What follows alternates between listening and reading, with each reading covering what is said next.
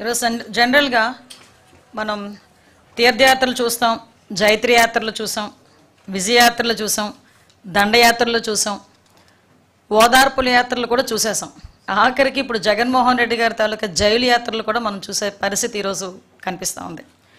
ఒక పక్క నుంచి గౌరవ ముఖ్యమంత్రి గారు చంద్రబాబు నాయుడు గారు క్షణం తీరిక లేకుండా రాష్ట్ర అభివృద్ధి గురించి అహర్నిశలు కష్టపడమే కాకుండా సింగపూర్ లాంటి దేశాలకు వెళ్ళి అక్కడి నుంచి పెట్టుబడులు రప్పించుకోవటానికి 4-5 రోజులు సుమారుగా 30-40 మీటింగులు కూడా ఏర్పాటు చేసుకొని ఆయన అహర్నిశలు శ్రమిస్తూ ఉంటే, ఈరోజు జగన్మోహన్ రెడ్డి కనీసం ప్రతిపక్ష హోదా లేకపోయినా ఒక ప్రతిపక్ష నాయకుడిగా ఉన్నప్పటికీ కూడా బాధ్యతారహితంగా ఈరోజు సబ్ జైలు చుట్టూ తిరగటం, ఖైదీల్ని పరామర్శించడం, హత్యలు చేసిన వాళ్ళని పరామర్శించటం, లేకపోతే ఈ గాంజా బ్యాచ్ని పరామర్శించటం, లేకపోతే పొగాకు రైతుల్ని మేము పరామర్శిస్తున్నానని చెప్పి పొగాకుని తొక్కి పారేయటం, మామిడి పళ్ళు రైతులను పరామర్శిస్తున్నానని చెప్పి వెళ్ళి ఆ మామిడి పళ్ళని కారులతో తొక్కించటం, ఇలాంటి సందర్భాలన్నీ చూస్తూ ఉంటే ఒక్కొక్కసారి జగన్మోహన్ రెడ్డి తాలూకా మానసిక పరిస్థితి గురించి కూడా ప్రజల్లో కూడా ఒక చర్చ జరగాలి అన్నదైతే వాస్తవంగా కనిపిస్తూ ఉంది. ఎందుకంటే ఇప్పుడు మనం చూసేసరికి సాధారణంగా అండి, పబ్లిక్లో ఎవరైనా మహిళల మీద నీచాతి నీచంగా మాట్లాడిన నేతలపై అతను ముఖ్యమంత్రిగా ఉండేటప్పుడు ఏ రోజు కూడా చర్యలు తీసుకోలేదు. పైగా అతను కూడా వెకిలిగా నవ్వే పరిస్థితులు కూడా కనిపించినాయి.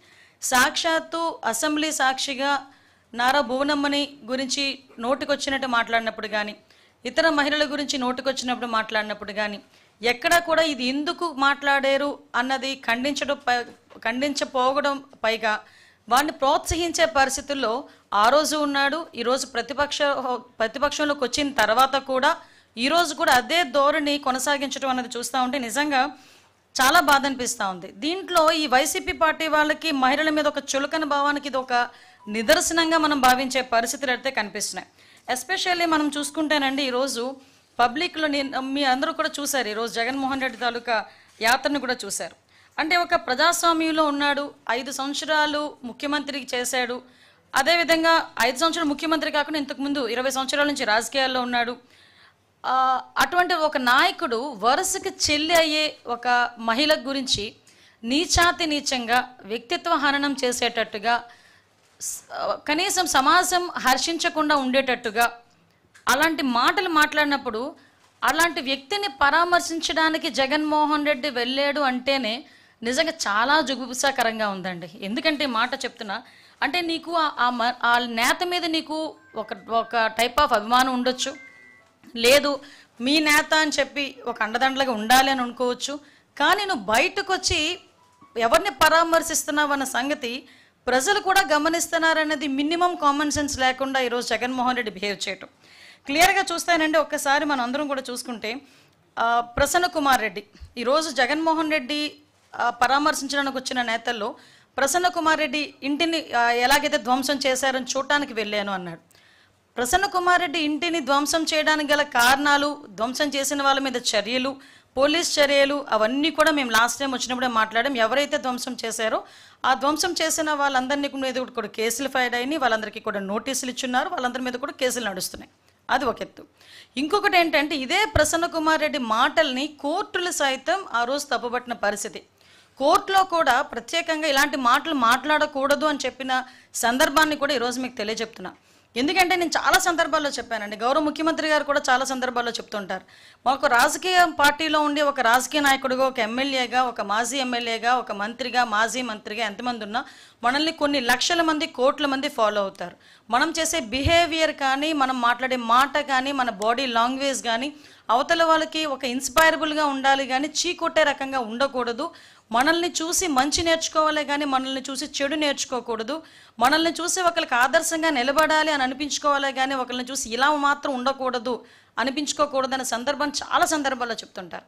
ఈరోజు ప్రసన్న కుమార్ రెడ్డి గారు కేవలం ఒక రాజకీయంగా ఆవిడని ఎదుర్కొనలేక, అక్కడ ప్రశాంతి రెడ్డి గారిని ఎదుర్కోలేక ఆవిడకి వరుసకి చెల్లి అవుతుందండి. ఆవిడ మామూలు బయట వాళ్ళు మాట్లాడమే తప్పు, అటువంటిది చెల్లి అన్న పదానికి చాలా విలువిచ్చే ఈ భారతీయ సంప్రదాయంలో, ఎస్పెషల్లీ ఒక ఆడబిడ్డకి ఎంత గౌరవం ఇస్తారో ఆ భారతీయ సంప్రదాయంలో, దట్టు ఎక్కడైతే స్త్రీలను గౌరవింపబడతారో అక్కడ దేవతలు కొనియాడతారు, తిరుగుతారు అని చెప్పే భారతీయ సంప్రదాయంలో ఒక మహిళ గురించి, దట్టు ఒక చెల్లి వరసయ్యే ఒక మహిళ గురించి నీచాతి నీచంగా ప్రసన్న కుమార్ రెడ్డి మాట్లాడిన మాటల్ని ఎవరైనా సమర్థిస్తారా?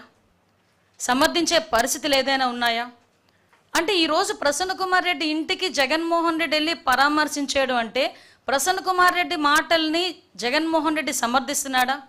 ఇదేనా మహిళల పట్ల జగన్మోహన్ రెడ్డికి ఉన్న చిత్తశుద్ధి? మహిళల పట్ల ఉన్న గౌరవం ఇదేనా? మాట్లాడితే నా అక్క చెల్లెములు అని చెప్పి ఊదరగొట్టాడు కదా. మరి ఈరోజు సొంత పార్టీలోనున్న ఒక మాజీ ఎమ్మెల్యే, అన్ని సంవత్సరాలు రాజకీయం ఉన్న వ్యక్తి ఈరోజు బయటకు వచ్చి చెల్లెల వరుస అయిన అమ్మాయి గురించి నిజాతి నిజంగా మాట్లాడితే కనీసం కన్సర్న్ కూడా, అంటే ఆ మహిళ పట్ల కన్సర్న్ కూడా లేకుండా ఆ ప్రసన్న కుమార్ రెడ్డి ఇంటికి వెళ్ళి ఇలా దాడి చేశారు, ప్రసన్న కుమార్ రెడ్డిని చంపేసేవారు. అరే ఇక్కడ నేను ఒక విషయం మాట్లాడాలండి. ఆ రోజు మా పట్టాభి గారు ఒక మాట మాట్లాడితే ఏదో మీకు కోపం వచ్చింది, మీ కార్యకర్తలకి బీపీలు వచ్చినాయి అని చెప్పి సాక్షాత్తు మా తాలూకా పార్టీ ఆఫీసుల మీద దాడి చేసే పరిస్థితి మీరు అందరికీ తెలుసు. ఆ రోజు కేసులు పెడితే కనీసం కేసులు తీసుకోవడానికి కూడా ఒక పోలీసు కూడా ముందుకు రాలే. ఈరోజు మా పరిస్థితి అది కాదు. ఈరోజు ప్రసన్న కుమార్ రెడ్డి గారి ఇంటి మీదకి దాడి చేసిన వాళ్ళందరి మీద కూడా కేసులు పెట్టాం. వాళ్ళు ఎవరెవరి మీద అయితే కేసులు పెట్టారో వాళ్ళందరి మీద కూడా మేము కేసులు పెట్టాం. ఈరోజు వాళ్ళందరికీ నోటీసులు ఇష్యూ చేశాం. వాళ్ళందరూ కూడా ఎంక్వైరీకి వస్తున్నారు. అంటే ఈరోజు ప్రజాస్వామ్యబద్ధంగా ఎవరికైనా అన్యాయం జరిగినా, పూర్వాపరాలు ఎలా ఉన్నా కూడా ప్రాథమిక విచారణ నిమిత్తం కేసులు పెట్టే బాధ్యత కూడా మేము తీసుకుంటున్నాం. ఈరోజు ప్రసన్న కుమార్ రెడ్డి గారి మాటల గురించి నాకు ఇక్కడే ఒకసారి అనిపిస్తుంటుందండి. జగన్మోహన్ రెడ్డి తనకి మానసిక స్థితి అని చెప్పి ఇందాక నేను అన్నాను ఒక మాట. ఆ మానసిక పరిస్థితి ఎలాంటిదంటే తల్లి గురించి చెల్లి గురించి కూడా నీచాతి నీచంగా మాట్లాడినా కూడా నోరు మెదపలే. నేను ఈ సందర్భంలో ఒక మహిళగా మాట్లాడుతున్నానండి. యాజ్ అ హోమ్ మినిస్టర్గా నేను మాట్లాడట్లే, నిజంగా ఒక బాధ కొద్దీ మాట్లాడుతున్నా. ప్రజలకు సేవ చేసుకోవాలి అనే మహిళలు రోడ్డు మీదకి వస్తే వాళ్ళకే రక్షణ లేకపోతే పరిస్థితి ఏంటి? ఈరోజు మేమందరం కూడా ప్రజాసేవ చేసుకోవాలని చెప్పి ఇంట్లోని భర్తల్ని పిల్లల్ని కూడా పక్కన పెట్టి రోడ్డు మీదకి వచ్చి మేము సేవ చేసుకునే పరిస్థితులు వస్తూ ఉంటే, ఇలాంటి ఆడవాళ్ళ మీద కూడా నోటికొచ్చినట్టు మాట్లాడే పరిస్థితులు కనిపిస్తూ ఉంటే, దానికి ఇటువంటి నాయకులు సమర్థిస్తూ ఉంటే ఈ సొసైటీ దేనికి వెళ్ళిపోతుంది? ఈరోజు ఒక్కసారి మనం కూడా ఆలోచన చేసుకోవాలి. ఇదే జగన్మోహన్ రెడ్డిని డైరెక్ట్ క్వశ్చన్ చేస్తున్నా. నిన్న మొన్న ఏదో ఎన్సీఎల్టీలో ఒక కేసు గెలిస్తే ఏదో గెలిచానని చెప్పి సంకలు గుద్దుకున్నాడండి. సారీ, ఈ పదం ఉపయోగించకూడదు. విజయం సాధించిన వీరుడిలాగా చాలా ఎక్కువగా ఆయన చాలా ఆనందపడిపోయి సాక్షి టీవీలో ఎక్కడెక్కడో ఏదేదో వేసుకున్నాడు. నువ్వు సాధించిన విజయం నీ తల్లి మీద చెల్లి మీద. ఆ తల్లి గురించి దేని గురించి? ఒక ఆస్తి పంపకాల గురించి. ఇంకొక విషయం కూడా చెప్పాలి. ఇదే తల్లి గురించి చెల్లి గురించి కూడా నోటికొచ్చినట్టు సోషల్ మీడియాలో వైఎస్ఆర్సీపీ సోషల్ మీడియా హ్యాండిల్స్లోనే నోటికొచ్చినట్టు చాలా వల్గర్గా మాట్లాడి వల్గర్గా ఫొటోస్ మార్ఫింగ్ చేసిన రోజు కూడా జగన్మోహన్ రెడ్డి మాట్లాడలే. నాకు దీన్ని బట్టి అర్థమైంది ఏంటంటే జగన్మోహన్ రెడ్డికి తల్లి చెల్లి అలాంటి ఆ ఎమోషన్స్ ఉండవేమో నాకు తెలిసి. కనీసం ఒక మహిళ అనే ఎమోషన్ కూడా ఉండదేమో. ఇక్కడ ఒక ఎగ్జాంపుల్ కూడా చెప్పాలి. గౌరవ ముఖ్యమంత్రి గారు చంద్రబాబు నాయుడు గారు భారతీరెడ్డి గారిని ఒక సోదరిగా భావించి, అదే భారతీరెడ్డి గారి గురించి మా పార్టీలో ఒకరు కొంచెం అవుట్ ఆఫ్ ద లైన్ దాటి మాట్లాడితే ఇమీడియట్గా వాళ్ళ మీద కేసు పెట్టి వాళ్ళందరినీ కూడా జైలుకి పంపించిన పరిస్థితి నేను గుర్తు చేస్తున్నాను. ఈరోజు మాట్లాడితే జగన్మోహన్ రెడ్డి పోలీసుల మీద పడతాడు. పోలీసులు మాకు పర్మిషన్స్ ఇవ్వట్లేదు, మా పోలీసులు మమ్మల్ని అడ్డగిస్తున్నారు, ఎక్కడ పడితే అక్కడ అడ్డగిస్తున్నారని ఇష్టానుసారంగా మాట్లాడతాడు. నేనేమంటానంటే జగన్మోహన్ రెడ్డి ఈ మధ్య కాలంలో జరిగిన యాత్రలు చూస్తానండి, సాధారణంగా మ్యాక్సిమం ఎక్కడెక్కడ దర్శి వెళ్ళాడు, పొగాకు రైతుల్ని పరామర్శిస్తున్నాను అని చెప్పాడు. ఇది పరామర్శల బల ప్రదర్శన. First of all Jaganmohan Reddy మాకు సమాధానం చెప్పాల్సింది, పోలీస్ డిపార్ట్మెంట్కి కూడా ఇన్ఫర్మేషన్ ఇవ్వాల్సింది. నువ్వు పరామర్శకి వెళ్తున్నావా, బల ప్రదర్శనకి వెళ్తున్నావా, మీటింగ్ పెట్టుకుంటున్నావా? నువ్వు పరామర్శకి వెళ్తున్నావు, ఎస్ మీరు ఎంతమంది వస్తారో చెప్పండి, మేము దానికి తగ్గట్టుగా మేము సెక్యూరిటీ ఇస్తామని చెప్పి మా డిపార్ట్మెంట్ వాళ్ళు అడుగుతున్నారు. మేము ఇంతమందే వస్తున్నామని చెప్తున్నారు, కానీ మీరు తీసుకునేది ఏంటి? బల ప్రదర్శన చేస్తున్నారు. ఒక చనిపోయిన వాడి ఇంటికి వెళ్ళినప్పుడు కూడా మీరు బల ప్రదర్శన చేస్తారు. ఒక రైతులను పరామర్శించడానికి వెళ్ళినప్పుడు మీరు బల ప్రదర్శన చేస్తారు. లేదు ఒక గాంజాయి బ్యాచ్ని పరామర్శించడానికి వెళ్ళినప్పుడు మీరు బల ప్రదర్శన చేస్తారు. లేదు ఒక సంవత్సరం తర్వాత చనిపోయిన వ్యక్తిని ఇంటికి వెళ్ళి పరామర్శించడానికి వెళ్ళినప్పుడు మీరు బల ప్రదర్శన చేస్తారు. కాదు, మేము మీటింగ్ పెడతామంటే చెప్పండి, మేము పర్మిషన్ ఇస్తాం, దానికి తగ్గ సెక్యూరిటీ వైజ్గా మేము పోలీస్ బందోబస్తు ఏర్పాటు చేస్తాం. మీరు పరామర్శకి వెళ్తున్నారంటే మేము ఎప్పుడు కూడా హౌస్ అరెస్ట్ చేయలేదే, మేము ఎప్పుడు కూడా నో అనలేదే. మీరు ఎంతమంది వస్తారు? మీరు ఒక పర్ఫార్మా ఇస్తున్నాం, మీరు ఎంతమంది వస్తారు, ఎక్కడికెక్కడ దిగుతారు, ఎక్కడ హెలిప్యాడ్ పెడుతున్నారు, ఎన్ని కిలోమీటర్లు మీరు వెళ్తున్నారు, ఇదంతా కూడా క్లియర్గా రాసి ఇవ్వండి. దీనికి తగ్గట్టుగా మేమందరం కూడా మేము మీకు ఏర్పాటు చేస్తామని చెప్పేసి బందోబస్తు ఏర్పాటు చేస్తామని డిపార్ట్మెంట్ వాళ్ళు చెప్తే, డిపార్ట్మెంట్ వాళ్ళకి చెప్పేది ఒకటి, వీళ్ళు చేసేది ఒకటి. పోనీ ఏదో రకంగా చేస్తున్నారు కదా, మాకు తగ్గట్టుగా మేము బందోబస్తు ఏర్పాటు చేసుకోవాలి, పబ్లిక్కి ఇబ్బంది కలగకూడదు, జనాలకి ఇబ్బంది కలగకూడదని మా తాపత్రయం కొద్దీ మేము పనిచేస్తూ ఉంటే తిరిగి పోలీసుల మీద నోటికొచ్చినట్టు మాట్లాడే పరిస్థితులు కనిపిస్తూ ఉన్నాయి. ఈరోజు మనం చూస్తే అండి, ఒక గాంజా బ్యాచ్ని పరామర్శించడానికి తెనాలి వెళ్తాడు.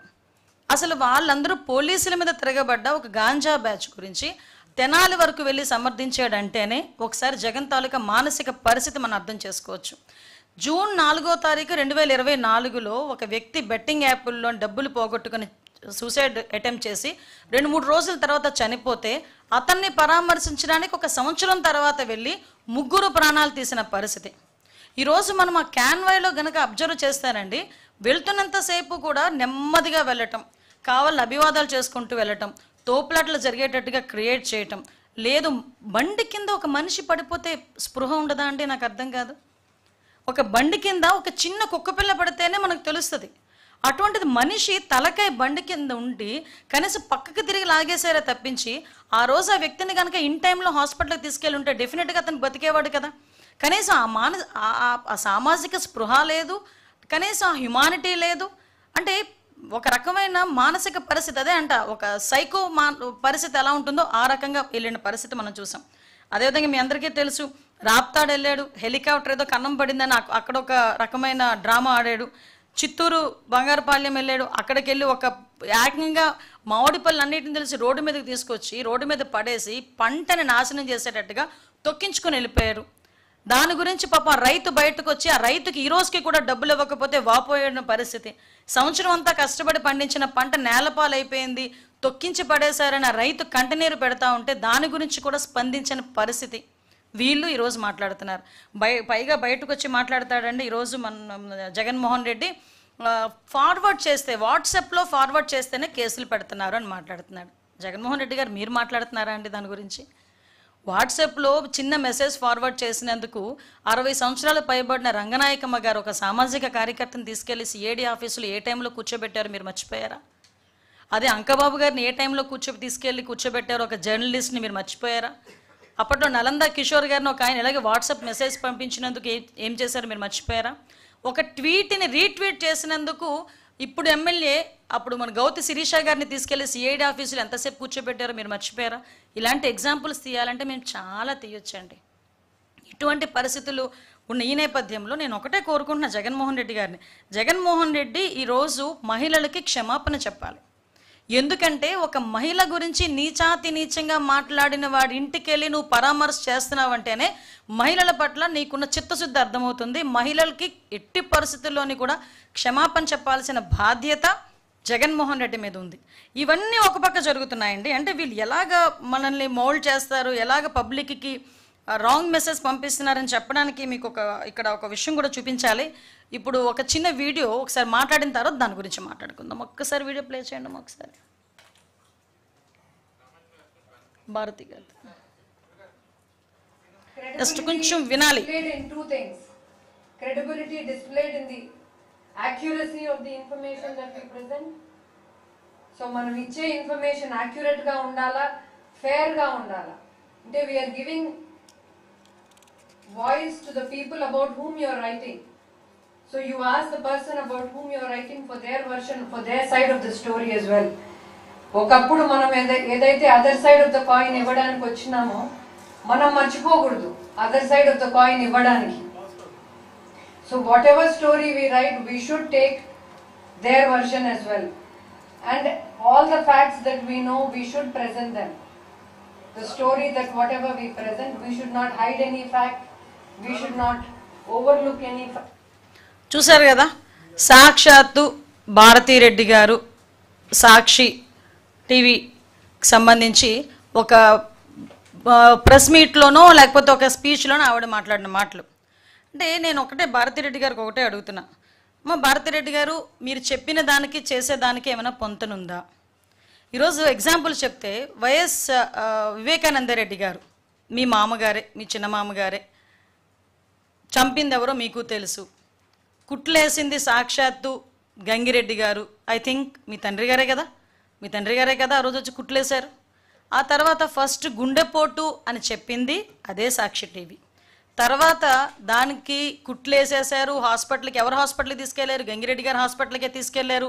అక్కడ గంగిరెడ్డి గారే కుట్లేశారు. అక్కడ రక్తాలు కడిగేసింది వాళ్ళ తాలూకా బంధువులే. ఆఖరికి సునీతమ్మ గనక ఆ టైంలో అడగకపోతే పోస్ట్ మార్టం కూడా చేయకుండా దహన సంస్కారాలు కూడా చేయడానికి కూడా సిద్ధపడిపోయిన పరిస్థితి.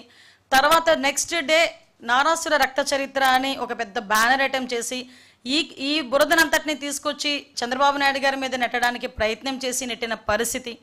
ఇవే కాకుండా అప్పటి నుంచి చెప్తున్నానండి, నేను ఎగ్జాంపుల్స్ చెప్తున్నాను. ఎగ్జాంపుల్గా అదొకటి మెయిన్ ఎగ్జాంపుల్ కాబట్టి అది ఎగ్జాంపుల్ చెప్తున్నా. ఈ రోజు పరిస్థితి చూస్తే మీరు ఒక్కసారి ఒక క్లిప్పింగ్ ఒకసారి చూడండి.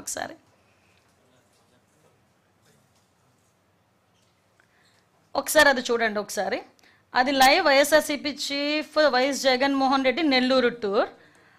జస్ట్ ఒక్కసారి అది ఎలా చూడండి. ఎస్, అక్కడ పాజ్ చేయండి అమ్మ ఒకసారి, మళ్ళీ బ్యాక్కి వెళ్ళి పాజ్ చేయండి. ఎస్, అక్కడ ఒకసారి చూడండి. వ్యవసాయ మార్కెట్ కమిటీ బంగారుపాలెం. ఈరోజు సాక్షి టీవీలో కిందన చూడండి Nellore tour, YSRCP chief Jaganmohan Reddy Nellore tour. ఇది official page, YSRCP official, YS Congress party. Okay, ఇది సాక్షి టీవీలో వీళ్ళు ప్లే చేస్తున్నది. అంటే ఇక్కడ ఏంటంటే అక్కడ వ్యవసాయ కమిటీ బంగారుపాలెం. జస్ట్ కొంచెం అలా బ్యాక్ రండి ఒకసారి. ఇది నెల్లూరు టూర్ అని చూపిస్తారు. అంటే జనాలు లేక జనాలను చూపించుకోవటానికి, ఒక మభ్య పెట్టడానికి, అవాస్తవాలను వాస్తవంగా చిత్రీకరించడానికి, లేనిది ఉన్నట్లు చిత్రీకరించడానికి సాక్షి టీవీ ఇంత దిగజారుడుతనానికి దిగజారుతుందా? భారతిరెడ్డి గారికి నేను స్ట్రైట్ క్వశ్చన్, ఏమైంది మీ తాలూకా క్రెడిబిలిటీ? మీ టీవీలో వేసుకున్నది. ఈరోజు నేను ఎప్పుడు గురించో మాట్లాడట్లా, ఈరోజు మీ క్రెడిబిలిటీ ఏమైంది? ఎట్టి పరిస్థితుల్లోని వాస్తవాలను హైట్ చేయకూడదని చెప్పున్నారు ఇందాక. మరి ఎందుకు ఇలాగా చేయాల్సిన అవసరం వచ్చింది? పక్కకు పెట్టండి మా బంగారుపాలెంది ఒకసారి. అదే మనకి మెయిన్. కొంచెం బ్యాక్ రండి, అదిగో జస్ట్ పాజ్ చేయండి. నెక్స్ట్ అంతవరకు ఎస్ మధ్యలో చూసారా? అంటే ఒక 50 సెకండ్ల వీడియోలోనే మధ్యలోని పాతవి టూర్లు కూడా యాడ్ చేసేసి దాన్ని మిక్సప్ చేసేసి జనాలకి ఎటువంటి మెసేజ్ ఇద్దాం అనుకుంటున్నారు? ఇదేనా మీ క్రెడిబిలిటీ? ఇదేనా ఒక కాయిన్ అదర్ సైడ్ నుంచి చూపిస్తామని చెప్పారు? దీనికి ఏం సమాధానం చెప్తారు? దీనికి ప్రజలకి ఏం సమాధానం చెప్దాం అనుకుంటున్నారు? అంటే ఈ టూర్లలోని వీళ్ళు సాక్షి టీవీ పరంగా వీళ్ళు చేస్తున్న దుష్ప్రచారం ఒకవైపు, లేనిది ఉన్నట్లు ఉన్నది లేనట్లు, అవాస్తవాలను వాస్తవాలు కానీ వాస్తవాలను అవాస్తవాలు కానీ చిత్రీకరించే ప్రయత్నాలు చేయటం ఒక ఎత్తు. ఒక పక్క నుంచి జగన్మోహన్ రెడ్డి క్లియర్ కట్గా బయటకు వచ్చి పోలీసుల మీద దుమ్మెత్తిపోయటం, పోలీసులు నోటుకొచ్చినట్టు మాట్లాడడం, చంద్రబాబు నాయుడు గారి గురించి నోటుకొచ్చినట్టు మాట్లాడడం, లోకేష్ గారి గురించి నోటుకొచ్చినట్టు మాట్లాడటం. ఈరోజు ఆంధ్రప్రదేశ్ పరిస్థితి ఏంటి? ఆంధ్రప్రదేశ్ను ఒక గాడిలో పెట్టడానికి ముఖ్యమంత్రి గారు ఎంత కష్టపడుతున్నారు? ఒక ప్రతిపక్ష నాయకుడు హోదా లేకపోయినా ప్రతిపక్ష పార్టీకి ఒక నాయకుడిగా ఉన్నందుకు నువ్వు ఇవ్వాల్సిన ఒక సద్విమర్శలు చేయకుండా నోటుకొచ్చినట్టు ఇలాంటి మసిపూసి మారేడుకాయలు చేసే పరిస్థితి చేస్తూ ఉంటే ప్రజలు నిన్ను నమ్ముతారా? నువ్వు చేసిన ఆ రోజు చేసిన కోడికత్త వ్యవహారం, గులకరాయి వ్యవహారం అక్కడితో క్లోజ్. ఇంకా అక్కడి నుంచి ప్రజలు నమ్మే పరిస్థితులు అయితే కనిపించట్లే. ఈరోజు మేము పరదాలు పెట్టట్లే, మీకు హౌస్ అరెస్టులు చేయట్లే, మీకు పర్మిషన్లు ఇస్తామంటున్నాం, కనీసం మహిళల మీద కన్సర్న్ లేదు. నేను ఈరోజు క్లియర్గా జగన్మోహన్ రెడ్డి గురించి చెప్తున్నా, నువ్వు నిజంగా యాత్ర చేయాలి, నిజంగా పరామర్శించాలంటే ప్రశాంతి రెడ్డి గారి ఇంటికి వెళ్ళి పరామర్శించు. కనీసం నీ మీద ఒక నమ్మకమైనా వస్తుంది ఎవరికైనా. అటువంటిది ప్రసన్న కుమార్ రెడ్డి ఇంటికి వెళ్ళి పరామర్శించి ఎటువంటి మెసేజ్ ఇద్దాం అనుకుంటున్నావు? ఇన్ ఫ్యూచర్లో ఎటువంటి మెసేజ్ ఇద్దాం అనుకుంటున్నావు ప్రజలకి? మహిళలకు ఏ రకంగా నీ మీద నమ్మకం కలుగుతుంది అనుకుంటున్నావు? నీ పార్టీలో ఉన్న వాళ్ళు నోటుకొచ్చినట్టు మాట్లాడితే కట్టడి చేయలేని పరిస్థితిలో నువ్వు ఉండే పరిస్థితి నీది. అది ఈరోజు ఒకటే క్లియర్గా చెప్తున్నానండి, జగన్మోహన్ రెడ్డి ఎట్టి పరిస్థితుల్లోనైనా మహిళలకి క్షమాపణ చెప్పాలి, తల్లికి చెల్లికి క్షమాపణ చెప్పాలి, మహిళలందరికీ కూడా క్షమాపణ చెప్పాల్సిన పరిస్థితి ఉంది. ముఖ్యంగా నేను భారతిరెడ్డి గారిని ఒకటే అడుగుతాను. భారతిరెడ్డి గారు, మీకే స్ట్రైట్ క్వశ్చన్, దీనికి మీరేం సమాధానం చెప్తారు? ఈరోజు మీ టీవీలోనే ఇలా మిక్స్ చేసి పాత టూర్ని కూడా ఈరోజు టూర్లో భాగంగానే చూపించుకున్న మీరు ఏం సమాధానం చెప్తారో చెప్పాల్సిందిగా భారతిరెడ్డి గారిని కోరుకుంటున్నా. అట్ ద సేమ్ టైం మళ్ళీ చెప్తున్నా, మీరు ఏదైనా మీటింగ్లు పెట్టుకోవాలనుకున్నా కూడా పర్మిషన్ ఉండడానికి మాకు ఎటువంటి అభ్యంతరం లేదు. పరామర్శలకు వెళ్తున్నారంటే మీరు ఎంతమంది వెళ్తున్నారో చెప్తే దానికి సంబంధించిన బందోబస్తు ఇవ్వడానికి కూడా మాకు ఎటువంటి అభ్యంతరం లేదు. కానీ పరామర్శ అని చెప్పి బల ప్రదర్శన చేస్తాము, అదేవిధంగా ఇష్టం వచ్చినట్టు బిహేవ్ చేస్తామంటే కనుక ఊరుకునే పరిస్థితి లేదు. మీకు ఇంకో విషయం చెప్పడం మర్చిపోయాను. ఈరోజు యాత్రలో కూడా మా ఒక కానిస్టేబుల్ మాలకొండయ్య గారు అనే కానిస్టేబుల్కి చెయ్యి ఇరిగిపోయింది. ఈరోజు ప్రసన్న కుమార్ రెడ్డి గారి ఇంటి దగ్గర ఉన్న జనాలు కావాలని తోసుకుంటూ అక్కడికి వెళ్ళి అక్కడ ఉన్న మా కానిస్టేబుల్ చెయ్యి కూడా ఇరిగిపోయే పరిస్థితి. జగన్మోహన్ రెడ్డి గారు ఏ టూర్కి వెళ్ళినా కూడా అక్కడ ఏదో ఒక ఇన్సిడెంట్ జరుగుతుంది. ఆ రోజు మీకు తెలియదు, రెంటపల్లి వెళ్ళారు, అక్కడ ముగ్గురు చనిపోయిన పరిస్థితి. పొదిలి దగ్గరికి వెళ్ళేసరికి ఆడవాళ్ళ మీద తిరిగి చెప్పులు రాళ్ళు ఇసిరే పరిస్థితి కనిపించింది. పొగాకు రైతుల దగ్గరికి వెళ్ళి పొగాకును కూడా తొక్కేసిన పరిస్థితి. మామిడిపళ్ళు రైతులు పరామర్శకి వెళ్ళి మామిడిపళ్ళను కూడా తొక్కించేసిన పరిస్థితి. పరిస్థితులు ఎలా ఉన్నాయో ఒక్కసారి మనం కూడా ఆలోచన చేసుకోవాల్సిందిగా కోరుకుంటూ మళ్ళీ చెప్తున్నామండి. మళ్ళీ వేరే మాట్లాడితే కేసులు పెట్టేస్తున్నారు అంటారు. చెయ్యిలు కొట్టేస్తే చంపేస్తే కేసులు పెట్టరా అండి? కేసులు పెట్టరా? కాబట్టి మేము చెప్తున్నాం ఒకటే అండి, లా అండ్ ఆర్డర్ ఇబ్బంది కలిగేటట్టుగా ఏదైనా చర్యలు ఉన్నా మేము చర్యలు తీసుకుంటాం.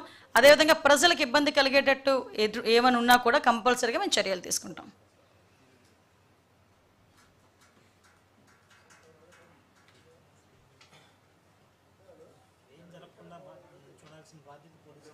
ఏంటండి?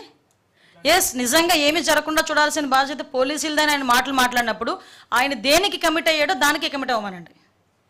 ఆయన ఆన్ పేపర్ దేనికి కమిట్ అవుతున్నారు? మేము ఇంతమందే వస్తాము, మేము ఎక్కడ జనాలు మొబిలైజ్ చేయట్లేదు, మేము పలానా దగ్గర హెలికాప్టర్ దిగుతాము, పలానా టైంకి జైలుకి వెళ్ళి పరామర్శిస్తాము, అక్కడ నుంచి ఇన్ని కిలోమీటర్లో ప్రసన్న కుమార్ రెడ్డి ఇంటికి వెళ్ళి పరామర్శిస్తాము, ఇంతమందితో వెళ్తున్నాము, వెళ్ళమనండి, మేము కూడా సహకరిస్తాం.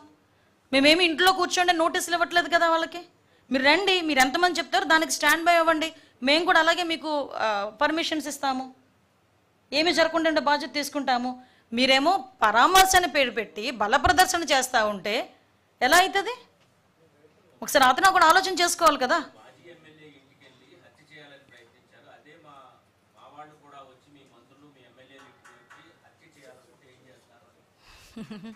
కాదండి, హత్య చేయాలి అనుకున్నారని అతను మాట్లాడుతున్నాడు. అసలు ఎందుకు ఆ సిచ్యువేషన్ వచ్చిందన్న సంగతి ఎందుకు మాట్లాడట్లా? ఇప్పుడు ఆయన అక్కడ ఉన్నాడా లేదా, ఏం జరిగింది అన్నది పోలీస్ ఎంక్వైరీలో తేలుతుంది. ఈరోజు కాకపోతే రేపైనా పబ్లిక్కి చెప్తాం. ఓకే, అసలు దానికి గల కారణాల గురించి మాట్లాడమనండి, బేస్ మాట్లాడమనండి. ఇప్పుడు ప్రసన్న కుమార్ రెడ్డి నోటుకొచ్చినట్టు అలా మాట్లాడడం కరెక్టేనా? ప్రసన్న కుమార్ రెడ్డి చెల్లెలు వరస అయ్యే వ్యక్తి గురించి అంత వ్యక్తిత్వ హననం చేయడం కరెక్టేనా? ఆవిడ చెల్లెలు వరస అవ్వటమా అవన్నీ కాదండి, ఒక మహిళ, ప్రజాప్రతినిధి, ఈరోజు సిట్టింగ్ ఎమ్మెల్యే. అలాంటి ఆవిడ గురించి నోటికొచ్చినట్టు నువ్వు పబ్లిక్ మీటింగ్లో మాట్లాడుతుంటే పక్కన కూర్చున్న మిగతా ప్రజాప్రతినిధులు చప్పట్లు కొడతారా అండి? దాని గురించి మాట్లాడేందుకు జగన్మోహన్ రెడ్డి? దాని గురించి మాట్లాడేమనంటే దమ్ముంటే.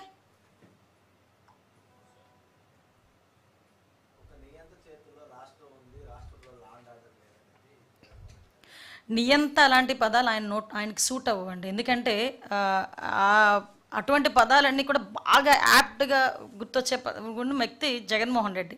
అంటే లాస్ట్ 5 సంవత్సరాలు చూశారు నియంత పరిపాలన ఎలా ఉంటుంది. హిట్లర్ పరిపాలన తలదన్నేటట్టుగా పరిపాలించాడు జగన్మోహన్ రెడ్డి అన్నది అందరికీ తెలిసిందే. దానికి తగ్గట్టుగానే 11 సీట్లు ఇచ్చి కూర్చోబెట్టిన పరిస్థితి మనందరికీ తెలుసు. అందులో మీ పాత్ర ఉంది, నా పాత్ర ఉంది, అందరి పాత్రలు ఉన్నాయి, అంతే కదా.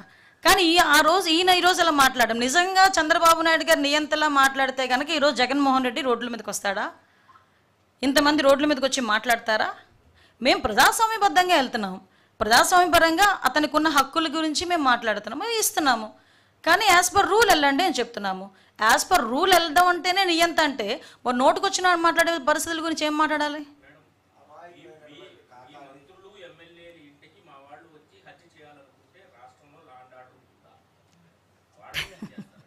వాళ్ళు క్వశ్చన్ చేయడం ఏంటంటే, ఎవరింటికి వెళ్ళి చేయాలనుకుంటే ఎవడు ఊరుకోరు.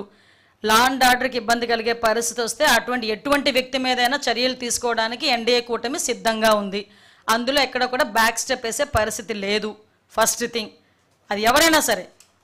ఏమండి, మళ్ళీ చెప్తున్నా, భారతిరెడ్డి గారి గురించి ఒక మాట మాట్లాడాడంటేనే సోదరులా భావించి గౌరవ ముఖ్యమంత్రి గారు ఇమీడియట్గా యాక్షన్ తీసుకొని తెలుగుదేశం పార్టీ కార్యకర్త అయిన అతన్ని కూడా రిమాండ్కి పంపించిన పరిస్థితి, ఆ రోజు కేసు పెట్టిన పరిస్థితి.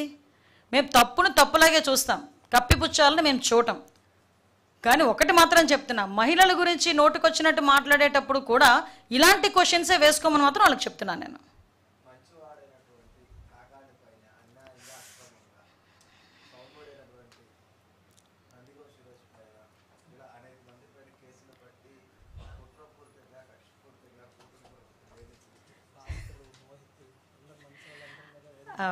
ఆయన కాండాక్ట్ సర్టిఫికేట్ ఆయన ఇస్తారు, కానీ ప్రజలు ఇవ్వాలండి కాండాక్ట్ సర్టిఫికేట్ ఏదైనా ఎవరికైనా, ఏ పొలిటీషియన్స్కైనా. విషయం ఏంటంటే కేసులు నడుస్తున్నాయి, దర్యాప్తు నడుస్తుంది, కేసులు చెప్తాయి ఎవరు నీతిమంతులు, ఎవరు నెమ్మదస్తులు, ఎవరు నిజాయితీ పరులని కోర్టులు చెప్తాయి. ఎందుకు మనం కంగారు పడాల్సిన అవసరమే ఉంది?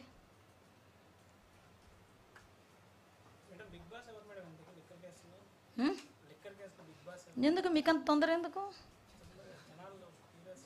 జనాలు క్యూరియాసిటీ. ఇప్పుడుకొచ్చి బిగ్ బాస్ షోలోనే బిగ్ బాస్ ఎవడో తెలియట్లేదు. ఏముందండి, ఈరోజు దర్యాప్తులో భాగంగా కొన్ని చోట్ల రైడ్లు జరుగుతాయి, కొన్ని దర్యాప్తులో భాగంగా జరుగుతూ ఉంటాయి. అది ఎలా చట్టం తన పని తను చేసుకెళ్ళిపోద్ది అంతే. మన లాస్ట్లో అల్టిమేట్గా ఏం జరిగిందన్న దాని గురించి మాట్లాడుకోవాలంతే.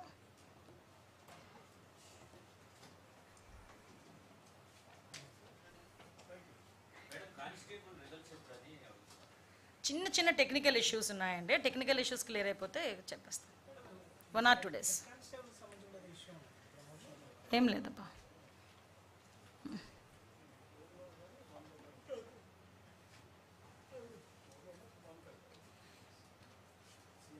అంతే కదా. Thank you.